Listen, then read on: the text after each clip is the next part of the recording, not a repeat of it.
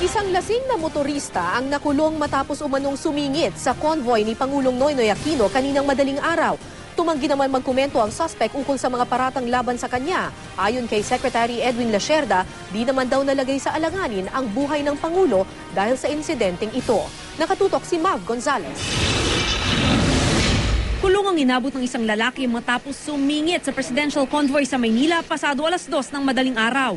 Pababa ng Nagtahan Bridge ang convoy ni Pangulong Noynoy Aquino. Nang sumingit ang puting kotseng ito, nakagad pinara ng Presidential Security Group. Espera, yung nag-turnover na mga taga-PSG, yung mga escort, naka-stop na yung, in-stop na yung pasalubong. Biglang lumusot yung nagdadrive. Medyo nakadikit daw doon sa ng presidente.